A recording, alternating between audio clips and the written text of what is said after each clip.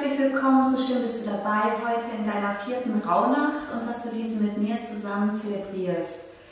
Im späteren von dem Video siehst du, wie man genau räuchert, falls du das noch nicht gemacht hast. Falls du es aber noch weiterhin oder falls du es schon weißt, kannst du da dann einfach nach vorne spulen. Wichtig ist mir auch noch zu sagen, dass ich im ganzen Video keine Musik drunter gezogen habe, also schalte dir da deine Entspannungsmusik im Hintergrund ein, lass dich von ihr begleiten, von der Musik, die dir am angenehmsten ist.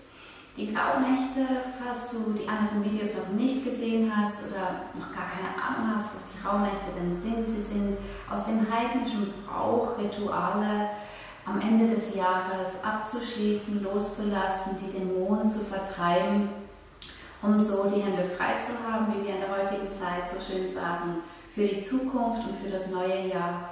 Sie eignen sich aber auch wunderbar für Orakel, für Vorhersagungen, sei es mit der Teetasse umdrehen und diese dann lesen, sei es mit Samen, sei es mit Tarotkarten, falls du da deine Präferenz hast, deine Übung schon hast, mit Pendeln zum Beispiel.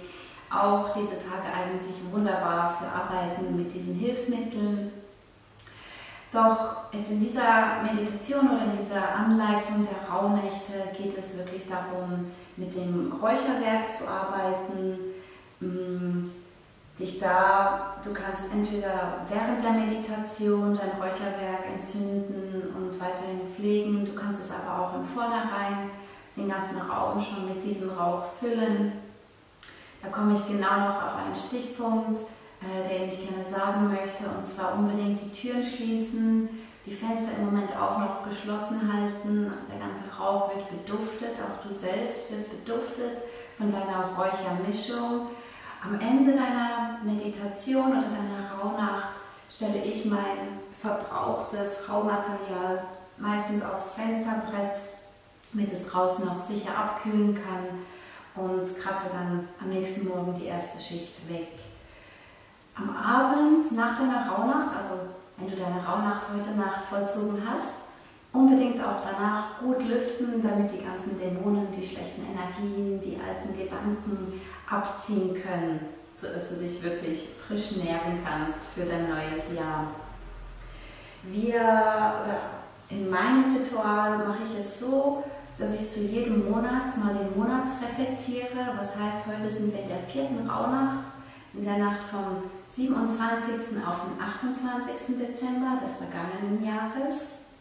Das heißt, dass ich in diesem Monat den April nochmal reflektiere, da genau schaue, was haben sich da für Ereignisse ereignet, was ist da passiert, gab es Situationen, aus denen ich lernen kann, die ich hinter mir lassen möchte, die ich fortsetzen möchte. Und dazu habe ich dir 4 Fragen aufgeschrieben. Wenn du möchtest, kannst du dir diese Fragen selber auch noch abschreiben, sodass du es für dich in dein Tagebuch, vielleicht wenn du ein Rauhnacht-Tagebuch hast, in deinem Tagebuch niederschreiben kannst, sodass du dich auch in Zukunft daran erinnerst, wenn du nächstes Jahr und übernächstes Jahr auch nochmal die Rauhnächte zelebrierst, dass du da wirklich dir einen Überblick schaffen kannst, was ist über die Jahre an Entwicklung geschehen, wo waren deine Hürden, deine Schwächen, wo hast du dich wirklich weiterentwickelt. Und nun zu den 4 Fragen zum Monat. Was ist im April passiert? Also was hat sich ereignet im April, der vergangen ist? Genau, was ist passiert in diesem Monat? Die zweite Frage zum Monat ist, was war gut? Welche Erfahrungen und Ergebnisse möchte ich davon behalten, weitertragen im neuen Jahr? Was war gut? Und welche Erfahrungen und Ereignisse möchtest du weitertragen ins neue Jahr? Die dritte Frage: Was für Hindernisse habe ich im April gemeistert, erfahren? Oder was für Hindernisse und Überwindungen habe ich im April erfahren? Was soll im April des neuen Jahres anders sein?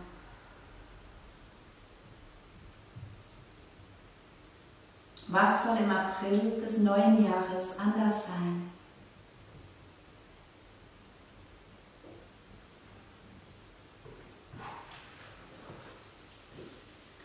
Jede Rauhnacht hat ihr Thema, damit wir wirklich unsere Seele, unseren Geist reinigen können, um fortzufahren, um weiterzufahren mit mehr Klarheit.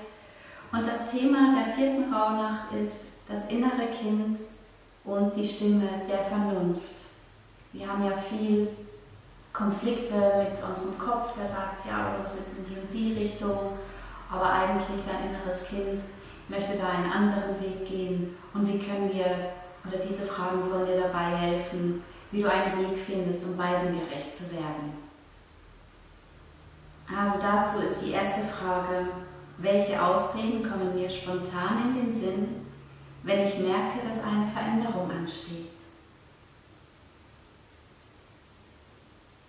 Welche Ausreden kommen mir spontan in den Sinn, wenn ich merke, dass eine Veränderung ansteht?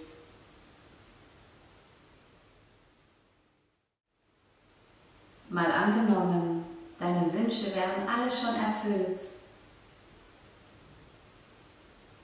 Was würdest du dann diesen inneren Stimmen entgegnen?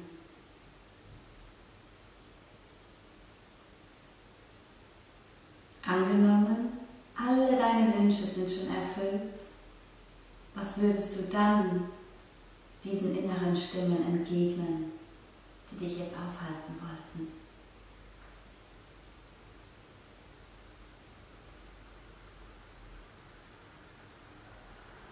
Und was würde mein inneres Kind dazu sagen?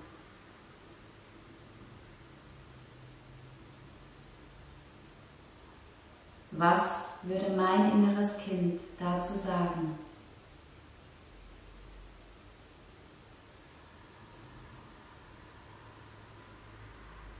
Wie kann ich meinem inneren Kind mehr Gehör verschaffen?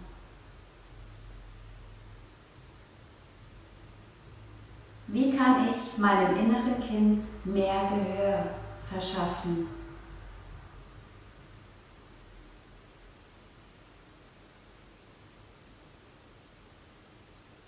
Was hilft mir, meine tiefsten Wünsche zu hören und zu erfüllen?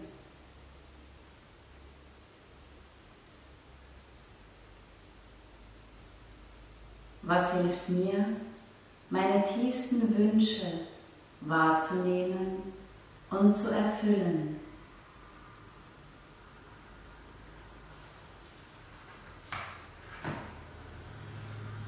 Das sind die Fragen für heute Nacht, zur 4. Rauhnacht.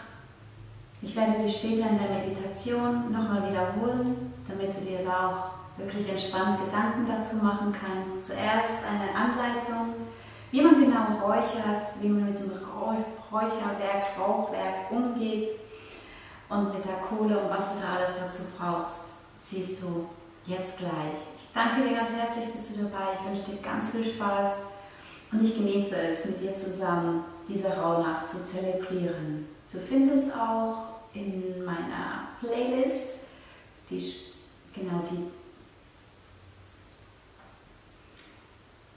falls du die letzten Nächte verpasst hast oder nochmal nachmachen möchtest, du findest in meiner Playlist den ganzen Ablauf sowie auch im Beschrieb unten in meinem Video den Link zu den einzelnen vergangenen Rauhnächten.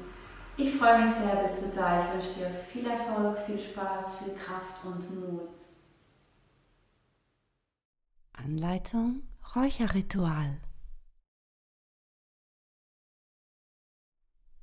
Ein Kalender des vergangenen Jahres kann sehr hilfreich sein, zurückzublicken, was genau in welchem Monat passiert ist, wo die Ereignisse, Erlebnisse oder Begegnungen stattgefunden haben. Also lege dir deinen Kalender mit bereit. Ich persönlich verwende ein Rauhnacht-Tagebuch. Falls du es über mehrere Jahre praktizierst, ist es wunderbar, deine Entwicklung rückwirkend zu beobachten. Ein Feuerzeug ist natürlich benötigt, um die Kohle zu entzünden. Du brauchst einen Löffel Und natürlich benötigst du dein Räucherwerk, deine Kräutermischung. Da gibt es ganz viele verschiedene Mischungen. Bei mir ist immer noch ein bisschen Wacholder drin, Weihrauch, Salbei. Eine Räucherschale, hitzebeständig muss sie sein. Am besten achtest du darauf, dass sie ein paar Füßchen hat, so dass weil sie doch ziemlich warm wird, damit die Schale nicht direkt auf dem Boden ist, und sonst nimm da noch eine feuerfeste Unterlage zur Hilfe. Es gibt verschiedene Größen und Dicken von Kohle. Kohle kannst du in einem esoterischen Shop kaufen, aber auch bei einem Tabakhändler. Bei dem Tabakhändler ist es wohl ein bisschen günstiger. Es gibt verschiedene Dicken, da kannst du selber entscheiden, wie lange du räuchern möchtest. Je größer die Kohle, je länger kannst du räuchern. Was aber auch zu beachten ist, je kleiner, je schwieriger das Räucherwerk wirklich auf der Kohle sauber zu platzieren. Ich empfehle dir zu achten, dass deine Kohle eine leichte Kerbe hat, so dass das Räucherwerk hier einfach zu platzieren ist.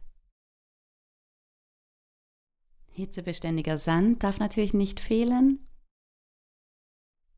Der hält die Hitze der Kohle von der Schale ab und macht das Ganze sicher. Nun, das Räucherwerk entzünden. Wie geht denn das ganz genau? Also mein Tipp ist, den hitzebeständigen Sand ungefähr 3/4 hoch in die Schale hineinfüllen, sodass da wirklich genügend Abstand und Hitzeschutz zur Schale existiert.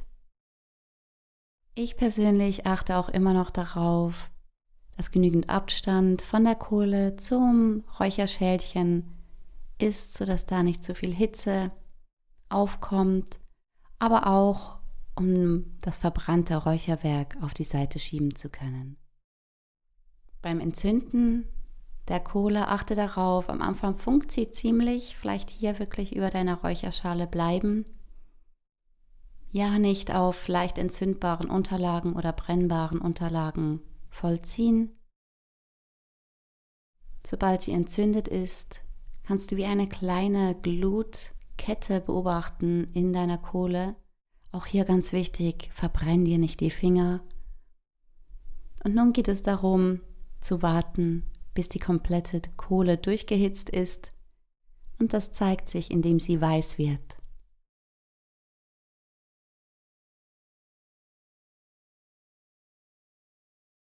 Hier siehst du schon, ein kleinerer Teil wird weiß, die Kohle fängt an zu glühen, sich zu erhitzen.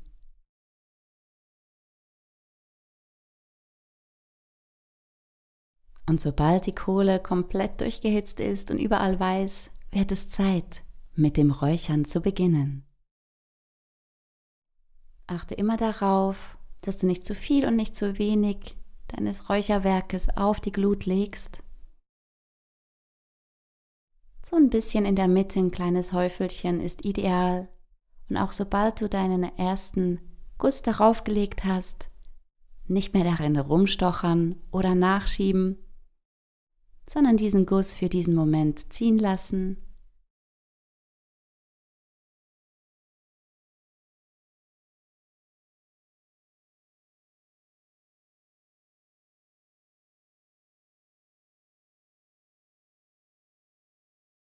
Es ist auch wunderbar, dem Rauch einfach zuzuschauen, wie er tanzt, zu riechen, wie er dich und deinen Raum beduftet.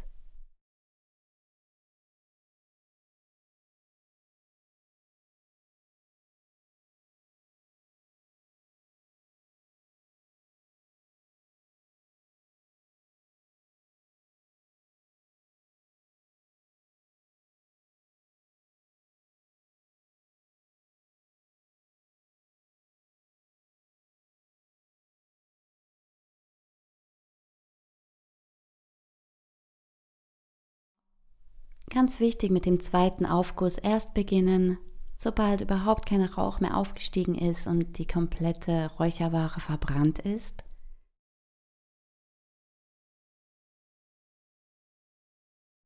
Danach schiebe ich die verbrannte Räucherware auf die Seite, in den Sand hinein, da glüht sie vielleicht noch ein bisschen weiter Und auch hier siehst du, wie die Kohle komplett und vollständig glüht.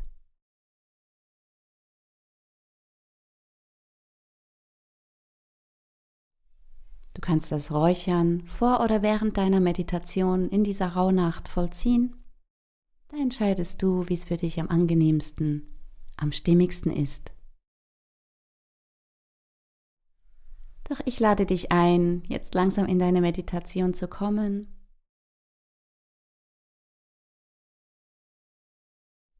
Die Meditation der 4. Rauhnacht. Machst dir bequem in deinen Meditationssitz.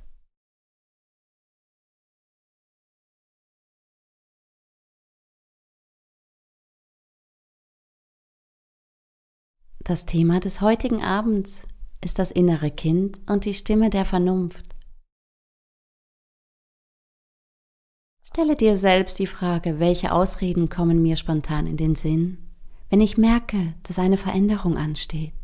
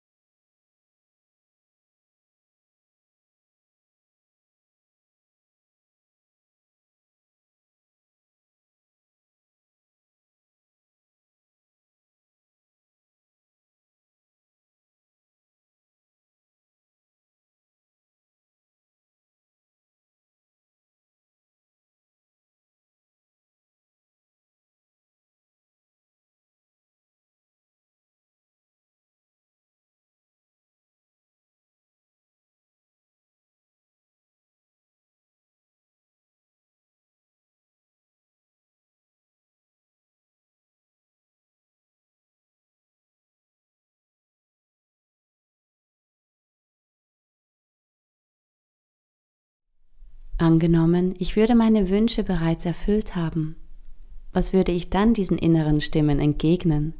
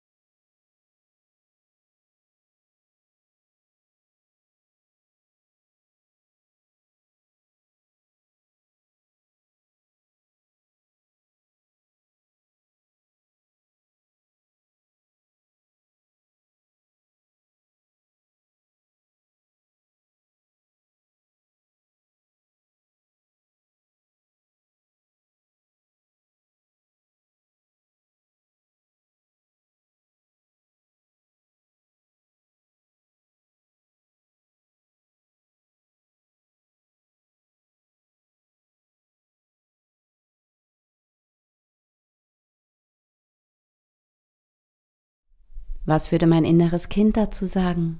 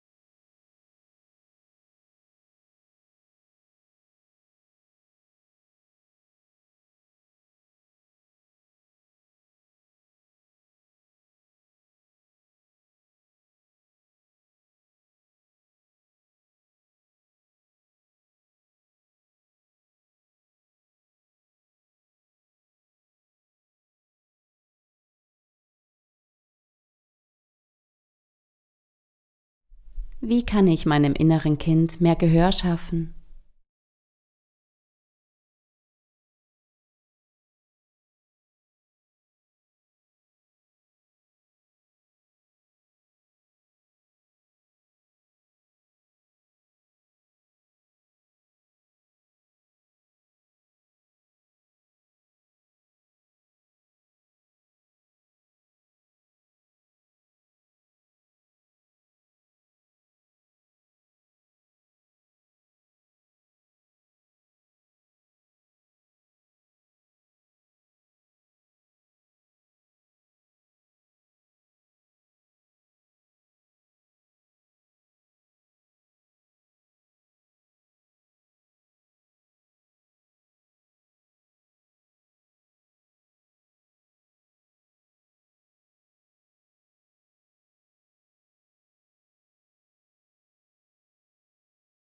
Was hilft mir, meine tiefsten Wünsche zu erfüllen?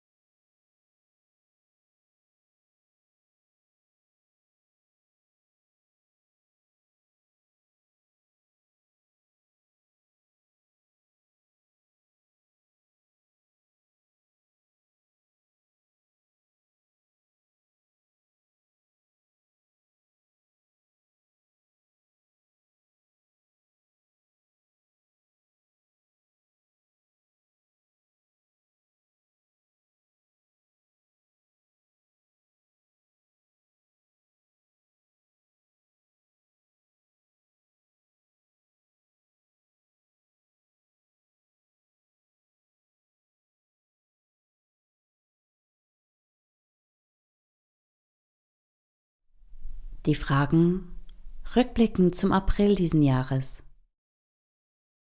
Was ist in diesem Monat passiert?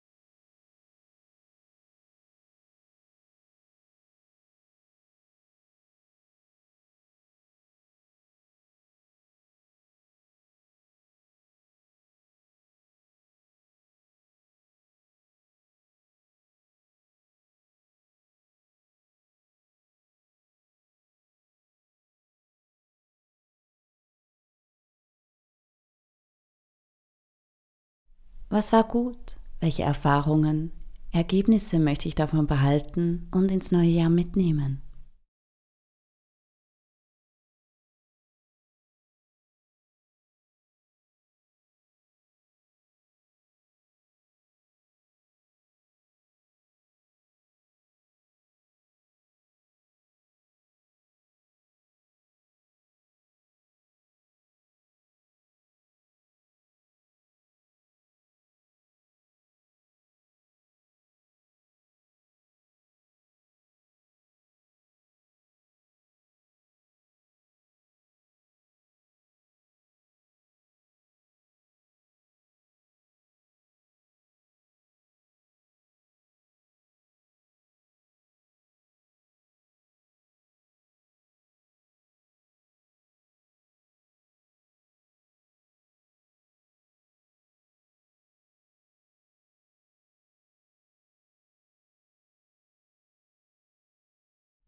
Was für Hindernisse habe ich in diesem Monat im April erfahren?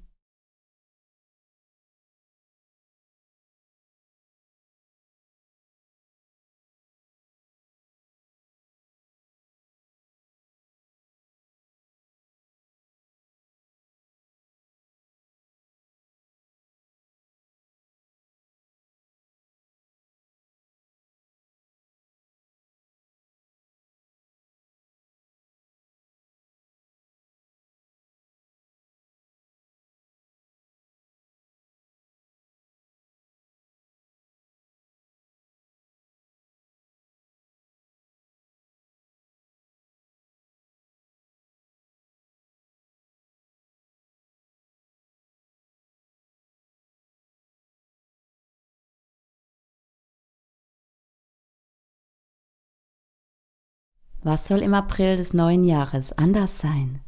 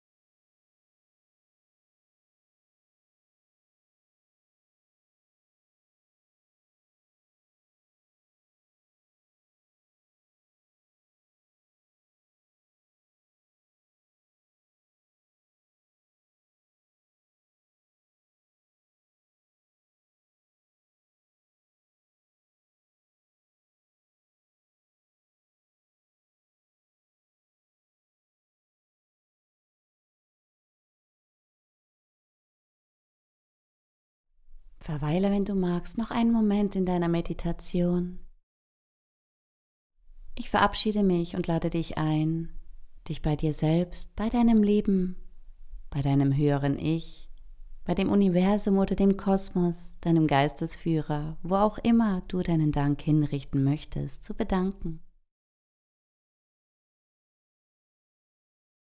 Führe deine Handflächen zusammen und deine Daumen vor dein Herz. Bedanke dich für deinen wunderschönen, gesunden Körper, mit dem du alles machen kannst, was du möchtest.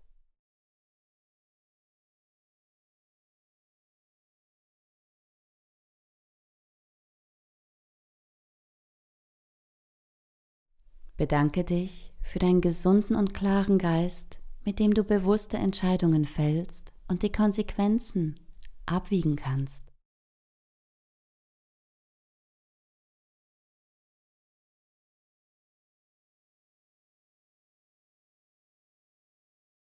Für dein Herz voller Wärme, Mitgefühl und Liebe, dich selbst und die Welt damit bereicherst.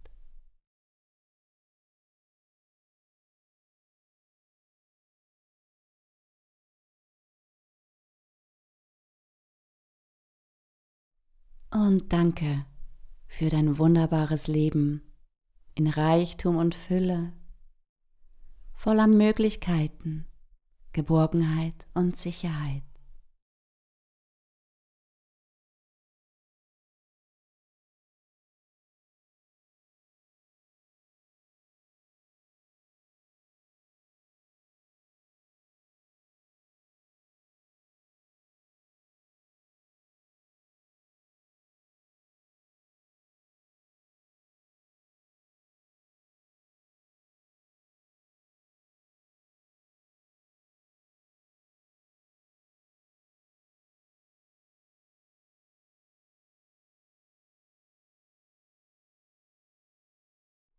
Ich danke dir, nur das Beste für dich. Vielleicht bis morgen Abend. Namaste, deine Julie, The Golden Drop, die Achtsamkeitsschule in Zürich.